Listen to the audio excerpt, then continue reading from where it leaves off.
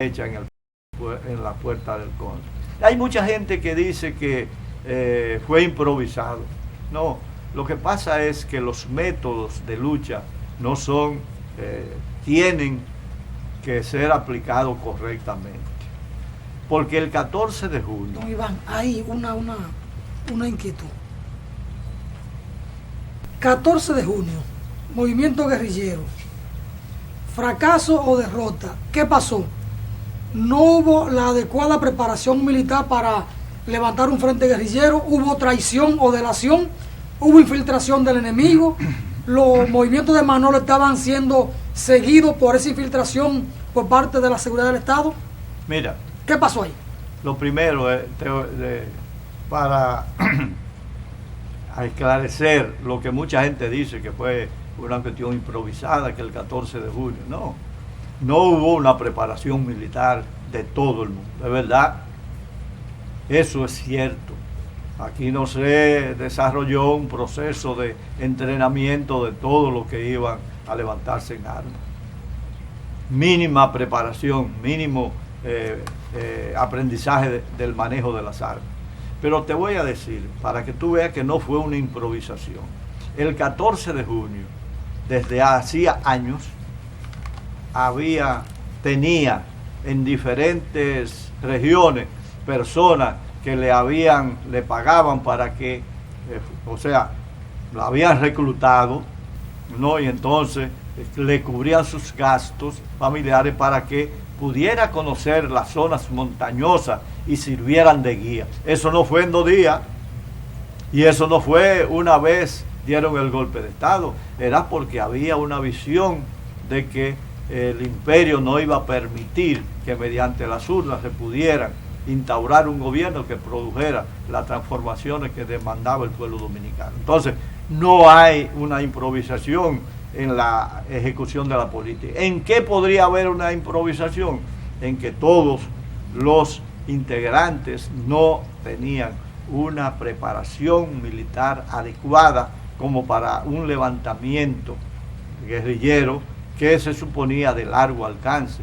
No era una guerrilla, se levanta y no es de un día para otro que logra compactarse a nivel nacional y reclutar al pueblo dominicano.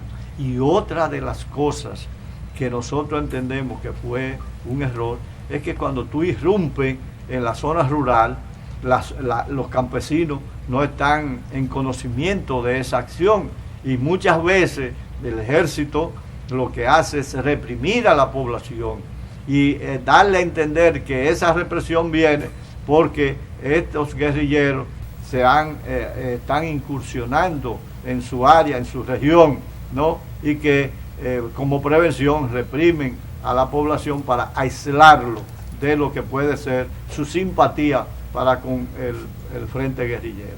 Y eso fue lo que pasó con Manolo.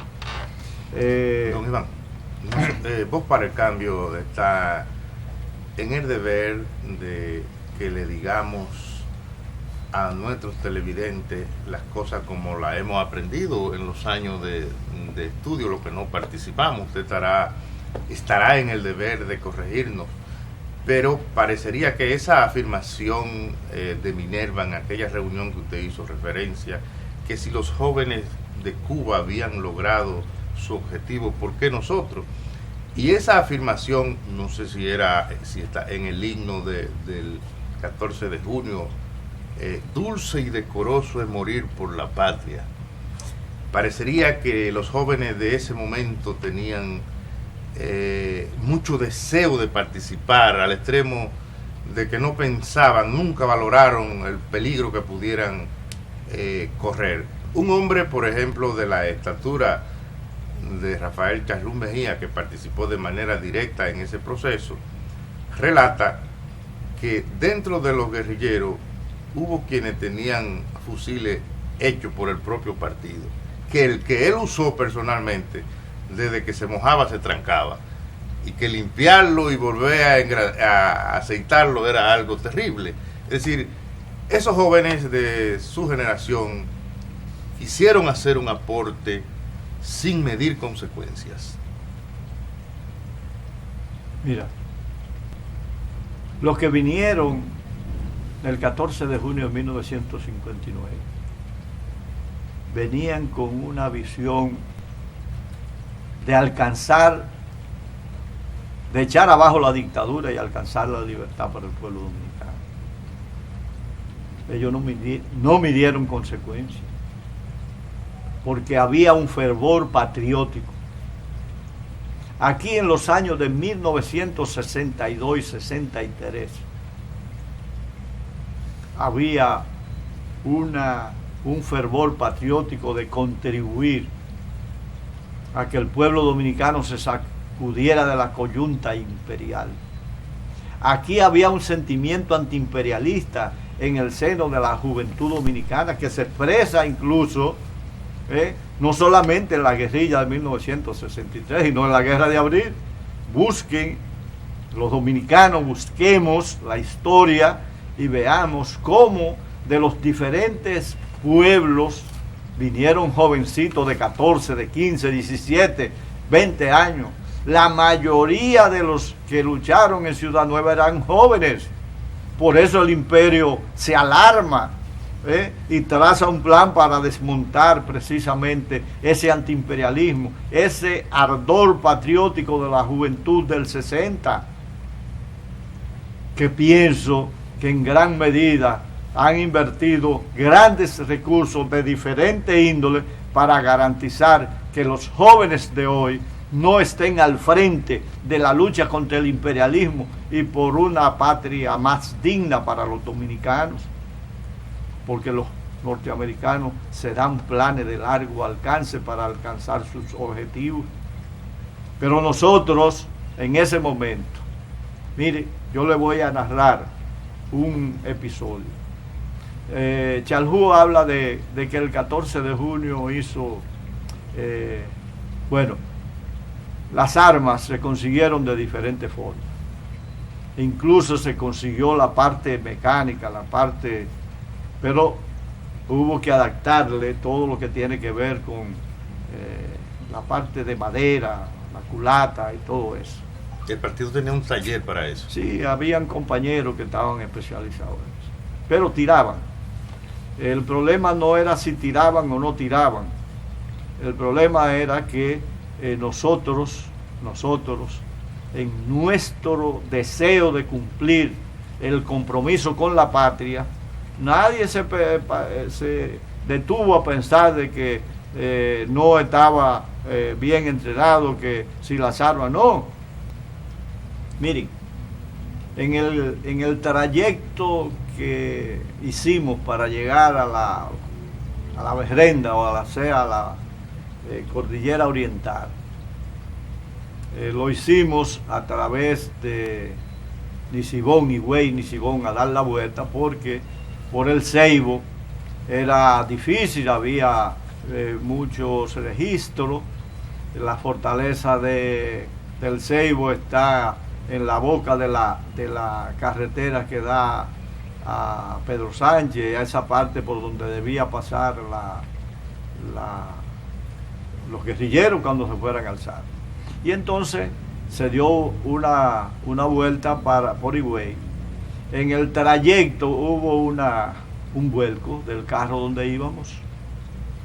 En ese vuelco, uno de los guerrilleros, todos salimos aparentemente ilesos, pero en ese vuelco un guerrillero llamado Adolfo Pérez Sánchez de San Pedro de Macorís sufrió un golpe en la cabeza. Él era miope, llevaba unos lentes de caco de botella, y a los 2 o 3 días se dio cuenta que había recibido un golpe y había quedado sordo.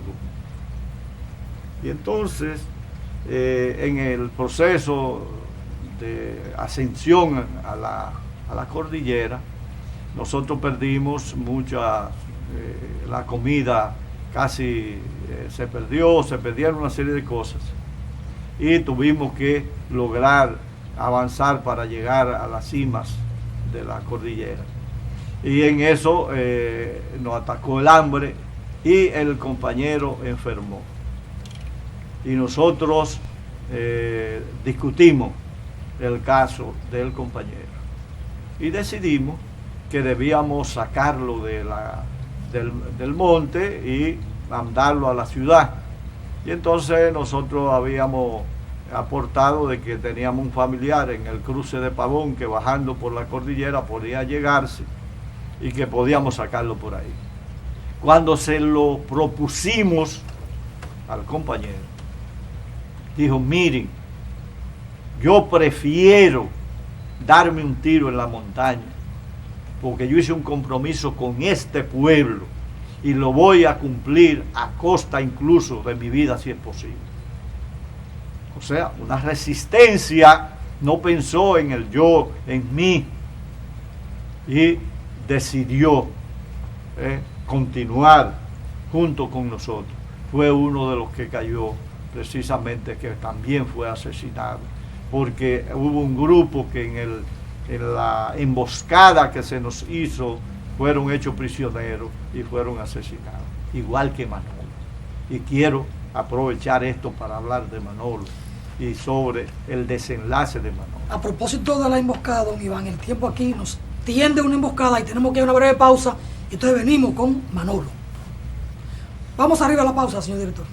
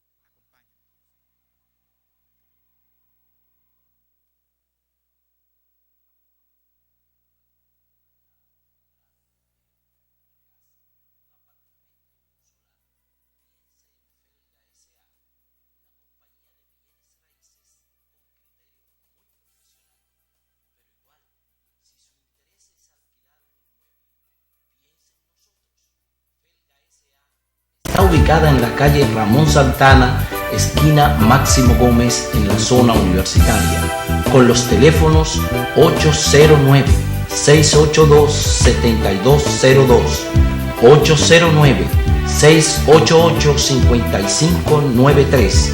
Recuerde que para comprar o vender o alquilar su casa, piense en Felga S.A. Cuando usted vaya a comprar o vender una casa, un apartamento o un solar, piense en Felga S.A., una compañía de bienes raíces con criterio muy profesional. Pero igual, si su interés es alquilar un inmueble, piense en nosotros. Felga S.A. está ubicada en la calle Ramón Santana, esquina Máximo Gómez, en la zona universitaria, con los teléfonos 809-682-7202, 809-688-5593. Recuerde que para comprar o vender o alquilar su casa, piense en Felga S.A.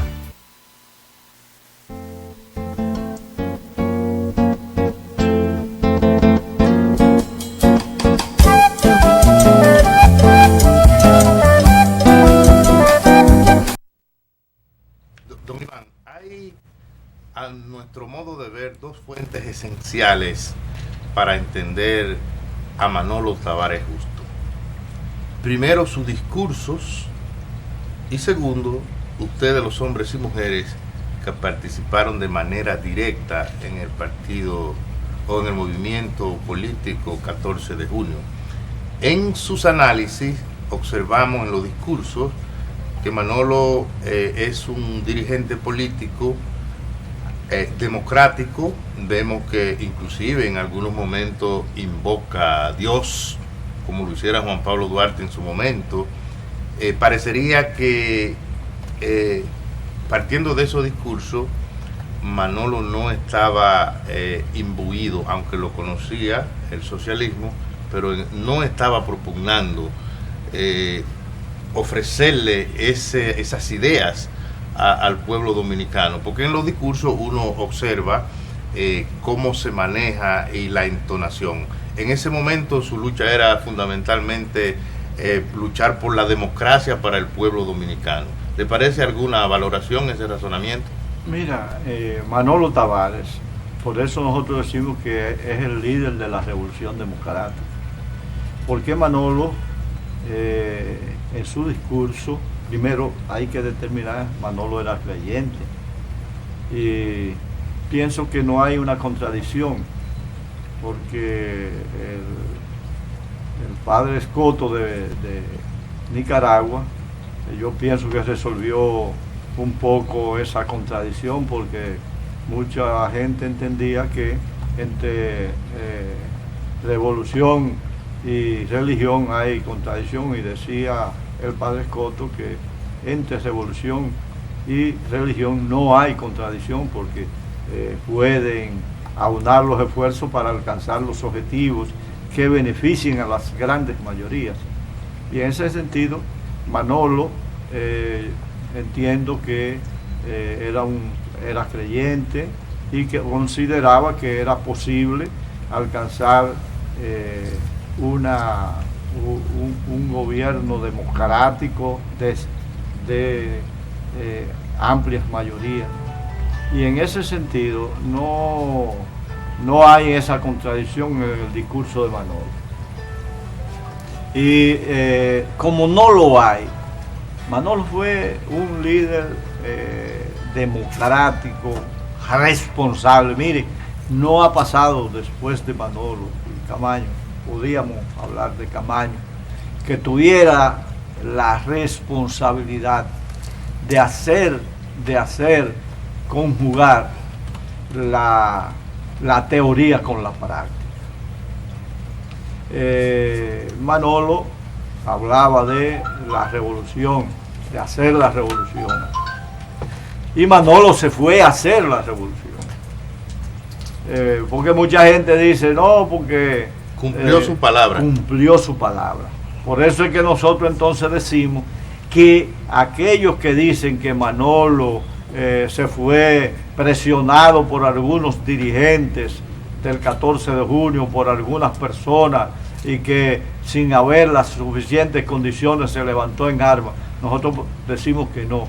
Eso es un pretexto de algunos, pero no es la realidad, porque Manolo siempre, en todo momento, reiteró que el 14 de junio sabía dónde estaban las escarpadas montañas de Quisqueya.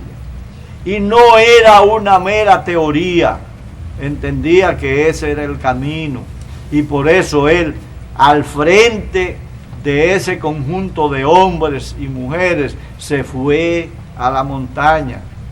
Y en la montaña sentó otro precedente, que es lo que uno tiene interés de que los dominicanos y las dominicanas conozcan, hasta dónde Manuel Aurelio Tavares Justo merece el respeto de los dominicanos y el deber de darle continuidad a su política, que hoy está más vigente que nunca.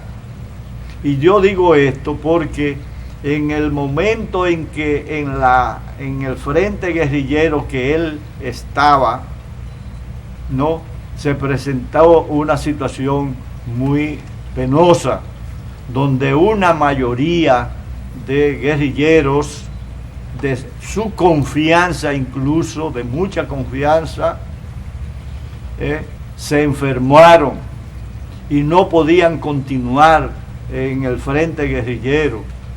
Y como el gobierno del triunvirato había ofrecido por todos los medios, incluyendo a través de volantes que dispersaron por las montañas, de que respetarían la vida de todos y cada uno de los integrantes de las guerrillas, esos que estaban enfermos, le pidieron a Manolo que se entregara junto con ellos, que la vía era entregarse, lo discutieron, que debían entregarse y que él, Manolo, debía estar al frente para que les respetaran las vidas a ellos, cuando era todo lo contrario, era a Manolo que el imperialismo quería asesinar. Y un grupo de guerrilleros que estaban en buena forma, incluyendo a Manolo, le pidieron que no se entregara, que ellos podían sacarlo, podían seguir la guerrilla en otras partes de la cordillera o salir a la ciudad, pero que le garantizaban sacarlo del escenario de la guerrilla. Y Manolo entendió su rol histórico de dirigente revolucionario. Consideró que abandonar a esos compañeros a que el ejército lo asesinara iba a ser muy cuesta arriba históricamente a él explicarlo, y decidió su suerte con aquellos que tenían la posibilidad de ser asesinados, y le dio facilidad, le permitió como comandante en jefe de la guerrilla que aquellos que entendían que debían salir, quedarse en la región haciendo guerrilla o salir a la ciudad, lo hicieran. Y entonces fue a entregarse con esos compañeros que estaban en mal estado. El ejército que hizo, asesinarlos a todos, incluso se cebaron en el cuerpo de Manolo y a bayonetazo limpio le cosieron el cuerpo, como si con ello pudiesen borrar el ejemplo y la estatura del líder de la Revolución Democrática. Y yo digo que a 52 años de la muerte de Manolo, los dominicanos debíamos mirar hacia él, beber en la fuente de su orientación para que defendiéramos este pueblo con uña y diente. Y yo digo que hoy se levanta la voz de Manolo diciendo que no sigamos vendiendo el país, que no sigamos empeñando nuestra soberanía al imperio, porque nos estamos quedando sin país, con una deuda que la pagarán las futuras generaciones, porque los que han estado detentando el poder no se han parado en la ambición de enriquecerse, de acumular recursos, grandes riquezas, a costa de la venta de nuestra soberanía, de nuestra riqueza, de nuestro territorio. Y por eso hoy somos extranjeros en nuestro propio país, porque incluso no podemos penetrar a muchas zonas donde son los monopolios o los intereses norteamericanos y de otros países imperialistas que dominan y no permiten que los dominicanos disfrutemos de nuestro territorio. Y yo creo que la enseñanza de Manolo de defender con la vida, si fuese necesario, el país, la patria, está más vigente que nunca. Hoy los gobiernos que hemos tenido se han enriquecido. Incluso el compañero que hacía la entrada del programa, o sea, planteaba el problema de la justicia. ¿Por qué no se ha hecho justicia en el caso de Manolo, sabiendo quiénes fueron los que los asesinaron? En el caso de Camaño. Pero se ha demostrado cómo la crisis de la justicia, el virus que genera la crisis no es desde ahora, porque quien toma el poder después de la muerte de Trujillo, la oligarquía, y la oligarquía prácticamente la única justicia que sabe es masacrar al pueblo. Para eso sí aplican la justicia, para defender sus intereses. Y hoy la justicia se manifiesta con una crisis general que vemos a jueces y a juezas denunciando la podredumbre de la justicia. Y si es así, seguirán impunes todos los crímenes que se han cometido con grandes hombres que han dado su vida por la patria. Por eso debemos decirle a los dominicanos, sigamos el ejemplo de Manolo, defendamos nuestra patria. Don Iván, Juan Francisco, el tiempo nos ha vencido. Como siempre, el tiempo termina derrotándonos en la televisión. La justicia no funciona.